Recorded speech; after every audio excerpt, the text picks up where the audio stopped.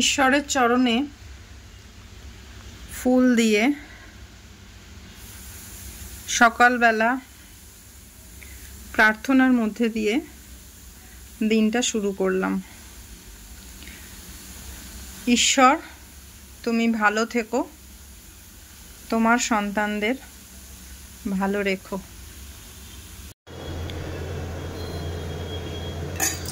গরম জল বসিয়ে দিচ্ছি।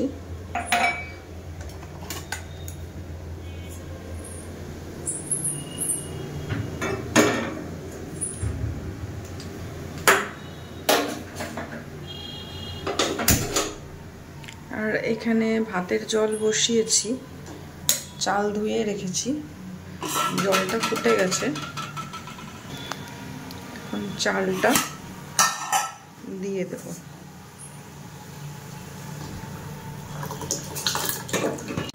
ধুয়ে ভিজিয়ে রাখা চালটা হাঁড়িতে দিয়ে দিয়েছি আর গরম জলটা ঢেলে নিচ্ছি।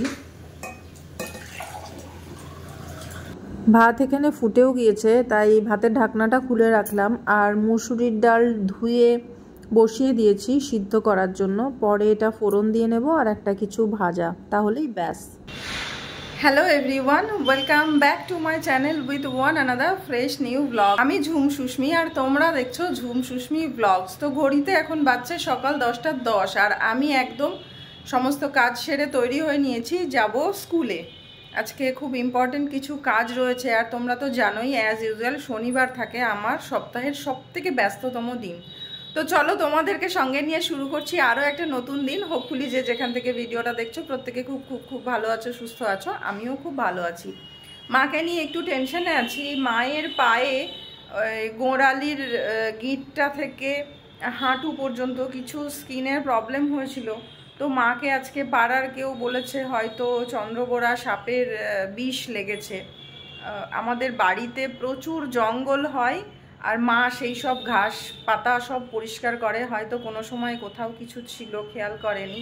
আর বারণ করলে তো শোনে না, সব থেকে বড় সমস্যা এটাই। এরা যদি বারণ করলে কথা শোনে তাহলে বিপদ আপদ অনেক কম হয়, কিন্তু শুনবে না, মায়া ত্যাগ করতে পারবে না, পরে নিজেও কষ্ট পাবে আর আমাকেও কষ্ট দেবে। তো যাই হোক, কিছু করার নেই, এই সমস্ত ভালো মন্দ মিলিয়েই জীবন।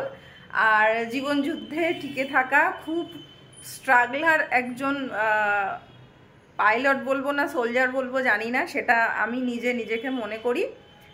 আমি প্রাউডও ফিল করি সেটার জন্য, যে কোনো পরিস্থিতি, কোনো সিচুয়েশান, কোনো ঝড়, কোনো কিছুতে আমাকে দমিয়ে রাখতে পারে না। আমি ঠিক ওভারকাম করে নিই। আর এটা মাথার ওপরে ঈশ্বরের আশীর্বাদ না থাকলে একেবারেই সম্ভব হয় না। তো যাই হোক, চলো বেরিয়ে পড়ি। আই এম অলরেডি লেট, এখনও জল নেব, টিফিন নেব। চলো তাহলে। ঘড়িতে এখন সময় দুপুর 2:30 আর 2:30 বাজছে। আমি এখানে নিয়ে নিয়েছি আমার লাঞ্চ, চিকেন আর ভাত, সাথে একটা আম, জল বার করলাম। তো চটপট লাঞ্চটা করে চলে যাব স্কুলে। তার কারণ আজকে শনিবার, আমার সপ্তাহের সবথেকে ব্যস্ততম দিন। আজকে তোমাদেরকেও নিয়ে যাব স্কুলে। ফ্যান চালালাম, আর কিছু শুনতে পারবে না। চলো চটপট খেয়ে নিই। চুলগুলো ডোনা এত ছোট করে দিয়েছে, খুব অসুবিধা হচ্ছে। ভাতটা গরম করলাম, শুধু ভাতটা গরম করলেই হতো, তরকারি গরম না করে। এখন কতক্ষণে ঠান্ডা হবে, কতক্ষণে খাবো আর কতক্ষণে যাবো। এই গরম ভাত নিয়ে যখন বসি আর ফু দিয়ে দিয়ে একলাই ভাতটা খাই, তখন সেই ছোটোবেলার দিনগুলোর কথা মনে পড়ে। স্কুলে যাওয়ার সময় মা গরম ভাত মেখে ফু দিয়ে হাতে করে গ্রাস পাকিয়ে খাইয়ে দিত, আর দৌড়াতে দৌড়াতে স্কুলে যেতাম। সেই ছোট থেকেই দেখে আসছি মা কিভাবে যুদ্ধ করে সংসারটাকে টেনে নিয়ে গিয়েছে। একদিকে 3-3টে সন্তান, অন্যদিকে বাবার ব্যবসা, বাবার টাইমে চাকরিতে যাওয়া, গরু, তার সাথে আবার সেলাই। মায়ের এই সায়া সেলাই করা পয়সাতেই আমাদের 3 ভাই বোনের পড়াশোনা। মানুষটাকে সারা জীবন শুধু যুদ্ধ করেই যেতে দেখলাম, কোনো দিনের জন্য সুখী করতে পারলাম না। ঈশ্বরের কাছে আজকে অনুরোধ করব, যে দায়িত্বভার নিয়েছি আমি যেন সসম্মানে রক্ষা করতে পারি। খাওয়া দাওয়া কমপ্লিট, বাসন ধুয়ে বেসিন পরিষ্কার করে নিয়েছি, রান্নার বাসন খাবার বাসন সব মাজা হয়ে গেছে। তরকারিটা যেহেতু গরম তাই ফ্রিজে তুললাম না। তো চলো এবার চটপট রেডি হয়ে বেরিয়ে যাব। ঘড়িতে এখন সময় 2:50, 2 থেকে কালচারাল সেন্টারের ক্লাস। তো এখন লিটারালি আমি দৌড়াবো, ঘড়ি পড়তে ভুলে গেছি। আজকে শনিবার, সন্ধ্যার কথা ছিল আমাকে বিপত্তারিণী সুতো দেওয়ার, ও মনে হয় ভুলে গেছে, আমিও ভুলে গেছি, এখন মনে পড়লো। যাই হোক, তো চলো বেরিয়ে পড়লাম, যাব এখন স্কুলে। স্যারের বাড়ি থেকে যখন বাড়ি আসলাম তখন দেখছিলাম বৃষ্টি পড়ছে, এখন বৃষ্টি পড়ছে কিনা জানি না। আর কে বলেছে শুধু সুকান্তই ভাবতে ভাবতে কবিতা লিখেছিল, ওই দেখো আর একজনও এত চিন্তা ভাবনা করছে, এক্ষুনি কবিতা লিখে ফেলবে। শুধু হাতে কাগজ পেন নেই, তাই কাগজ পেন দিলেই এক্ষুনি কবিতা লিখে ফেলবে। তো চলো এখন দৌড়াবো, অলরেডি লেট।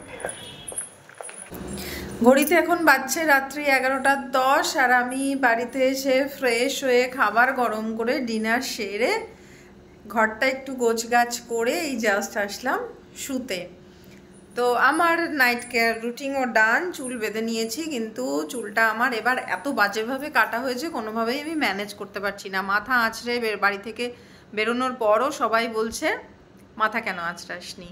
তো যাই হোক, কেউ কেউ আবার ভিডিওতে কমেন্ট করছে কি প্রশাসন থেকে কি সাজতে বারণ করেছে, তারপরে সময়ের এতটাই অভাব, মাথা আঁচড়ানোরও টাইম নেই, এসবগুলো কমেন্ট বক্সে শুনছি। তো যাই হোক, আমার সমস্যা আমিই বুঝি, সমস্যা কেউ কোনোদিন বোঝেও নি, বুঝবেও না। যাই হোক, ভিডিওটা যদি তোমরা এত দূর দেখছো তাহলে নিশ্চয়ই কিছু ভালো লেগেছে। যদি কিছু ভালো লেগে থাকে একটা লাইক অবশ্যই করে দিও, কমেন্ট বক্সে কমেন্ট করো, আর নিজেদের ফ্রেন্ডস অ্যান্ড ফ্যামিলি মেম্বারদের মধ্যে প্রচুর প্রচুর প্রচুর শেয়ার করে দিও।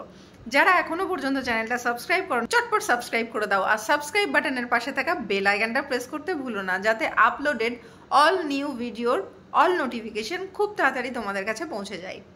তো যাওয়ার আগে তোমাদের একটা কথা বলতে চাই, নিজের ঢাক কখনো নিজের পেটাতে লাগে না, আর নিজেকে যে মহান বলে সে আদৌ মহান হয় না। তো কালকে মায়ের কাছে একটা কথা শুনলাম, খুব ভালো লাগলো, সেই কচ্ছপ আর খরগোশের দৌড়ের কথা। আর আমি এই জায়গাটাই বলবো যে হাঁসটাকে কেটে না ফেলে হাঁসটাকে যদি যত্ন করে রাখা যেত তাহলে বোধহয় আজীবন হাঁসের পাড়া সোনা ডিমটা পাওয়া যেত। কিন্তু সোনার ডিমের লোভে যে হাঁসটাকেই গলা থেকে কেটে ফেললো, সে হয়তো বুঝতেও পারলো না কত বড় ক্ষতি হয়ে গেল। আসলে আমরা মানুষ তো, তাই যখন অন্যায় করি, ভুল করি, পাপ করি, তখন বুঝতে পারি না কত বড় ভুল করছি, অন্যায় করছি বা পাপ করছি। আর সেটার রিয়েলাইজেশন যখন গিয়ে হয় তখন সব কিছু হাতের বাইরে চলে যায়। তো যাই হোক, আমি জানি আমি যেটা করেছি আমার ঈশ্বরের কাছে আমি সৎ, আমি আজও কোনো অন্যায় করিনি। আর হ্যাঁ, গলা তুলে কথা বলেছি তার কারণ সত্যিটা বলেছি, আমি কোনো মিথ্যে গলাবাজি করিনি। আর আজকে যারা গলা তুলে অস্বীকার করলে বা বেইমানি করলে, বিশ্বাসঘাতকতা করলে, অন্যায়কে না বুঝিয়ে বোঝাতে পারতে তোমরা যে যেটা করছিস সেটা ভুল করছিস, তা না করে তোমরা যেটা করতে চাইলে গায়ের জোর দেখিয়ে, সব জায়গায় ক্ষমতা খাটে না। ভগবান আমারও কেনা নয়, ভগবান তোমারও কেনা নয়, তাই ভগবানের বিচারটা ভগবানের জায়গায় ভগবান ঠিক করবেন, সে জায়গায় ঘুষ খাইয়ে তুমি তোমার মতামত প্রতিষ্ঠা করতে পারবে না। আর আমার খুব ইচ্ছে করছে নাম নিয়ে নিয়ে বলতে, কিন্তু রুচিতে বাঁধছে বা মুখে আটকাচ্ছে। তো যাই হোক, প্রত্যেকের ঘরে সন্তান আছে, ছেলে আছে, মেয়ে আছে। হ্যাঁ, আমি যেমন সংসার করতে পারিনি, চলে এসেছি, আমি কিন্তু 8টা বছর সেই পরিবারের প্রতি আমার সমস্ত দায়িত্ব কর্তব্য পালন করে নিজে ডিপ্রাইভ হয়ে বেরিয়ে এসেছি, নিজের সিদ্ধান্তে বেরিয়ে এসেছি, নিজের ভার এখনো পর্যন্ত নিজে বহন করছি।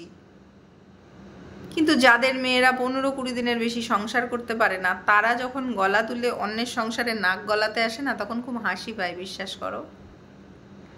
আর অর্থের অহংকারে আজকে যারা গলাবাজি করছো তাদের বলছি তৈরি থাকো, সব অর্থ ডাক্তারের কাছে যাবে, ভোগ হবে না। কাউকে ঠকিয়ে কেউ কোনোদিন বড় হয় না। তো যাই হোক, আজ এটুকুই। আবার দেখা হচ্ছে তোমাদের সাথে আগামীকাল নতুন কোনো ভিডিওতে, নতুন কোনো গল্প নিয়ে। ততক্ষণ পর্যন্ত সবাই খুব খুব খুব ভালো থেকো, সুস্থ থেকো, হাসতে থেকো, মজায় থেকো, আনন্দে থেকো, আর ঝুম সুস্মি ব্লগ চ্যানেলের সঙ্গে থেকো। আরেকটা কথা বলি, আমি সৎ বলেই ঈশ্বর আমাকে সৎ সঙ্গে রেখেছেন। অসৎ সঙ্গে নরকবাসের আমার কোনো প্রয়োজন নেই।